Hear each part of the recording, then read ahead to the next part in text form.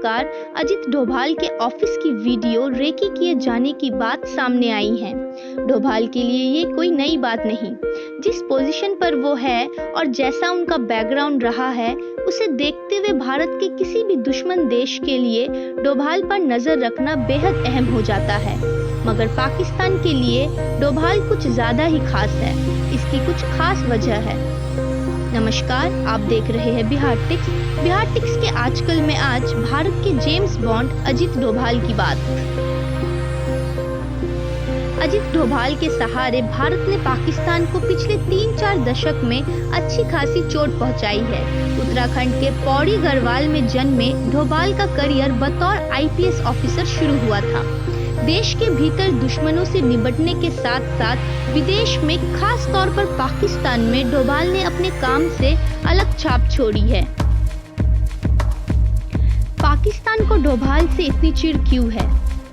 अजित डोभाल को जासूसी का लंबा अनुभव रहा है। अंडरकवर रहते हुए पाकिस्तान में करीब 7 साल बिताए। कहा जाता है कि इस दौरान वह एक मुसलमान के रूप में इस्लामाबाद में रहकर खुफिया जानकारी जुटाते रहे। 90 के दशक की शुरुआत में डोभाल को कश्मीर भेजा गया था। कश्मीर पाकिस्तान के लिए आतंक का प्लेग्राउंड रहा है। उसकी हर साजिश का कोई न कोई सिरा कश्मीर से होकर गुजरता है। डोभाल को जिम्मा दिया गया था आतंकवादियों को समझाने का। डोभाल अपने मिशन में कामयाब भी हुए और 1994 में जम्मू और कश्मीर में चुनाव का रास्ता साफ हुआ। घर के भीतर और बाहर हर जगह डोभाल की नजर।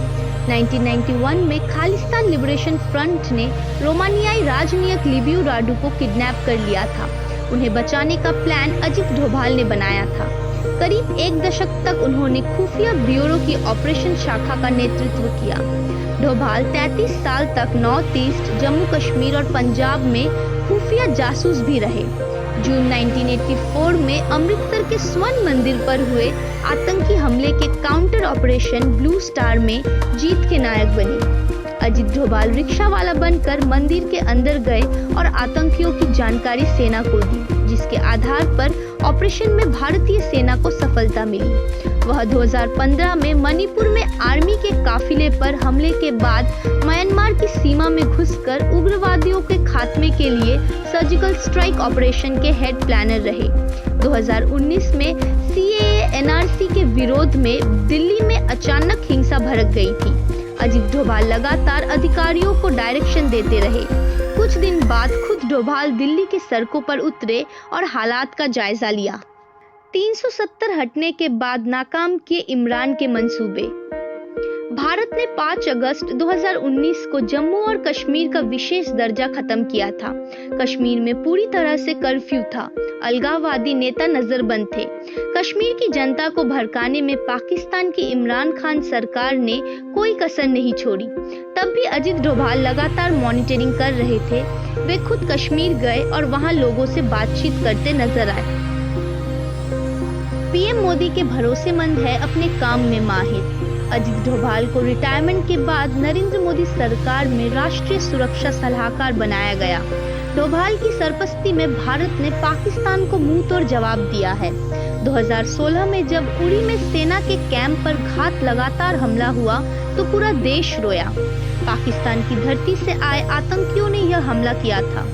जवाब देना जरूरी था। प्लान बना और डोभाल के सुपरविजन में सितंबर के महीने में भारत की सेना ने पीओके में घुसकर आतंकी कैंपों पर सर्जिकल स्ट्राइक की। 2019 में जब पाकिस्तानी आतंकियों ने पुलवामा में सीआरपीएफ के काफिले को निशाना बनाया तो जवाब में एयर स्ट्राइक्स का प्लान बना।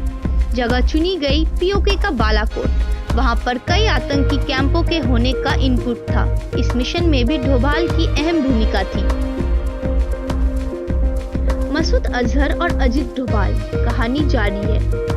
अजित डोभाल और मसूद अजहर के बीच चूहे और बिल्ली का खेल चलता रहा।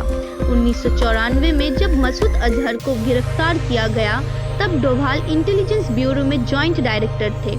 डोभाल ने मसूद अजहर से लंबी पूछताछ की थी। इसके बाद जब कंधार कांड हुआ तो एक बार फिर अजहर और डोभाल की किस्मत टकराई। डोभाल उस टीम में शामिल थे जो बंधकों को छुड़ाने के लिए तालिबान से बात कर रही थी। भारत ने कंधार में बंधकों के बदले जिन आतंकियों को रिहा किया उनमें मसूद अजहर भी एक था। छूटने के बाद ही उसने जैश ए मोहम्मद नाम से आतंकी संगठन खड़ा किया। तब से अब तक जैश ने भारत को कई जख्म दिए हैं। आपको हमारी यह रिपोर्ट कैसी लगी, आप हमें कमेंट कर जरूर बताएं। अगर आपने हमारे चैनल बिहार टिक्स को सब्सक्राइब नहीं किया है तो उसे सब्सक्राइब कर ले। आप हमें फेसबुक, ट्विटर और इंस्टाग्राम पर भी फॉलो कर ले। खुश रहे और मुस्कुराते रहे। धन्यवाद।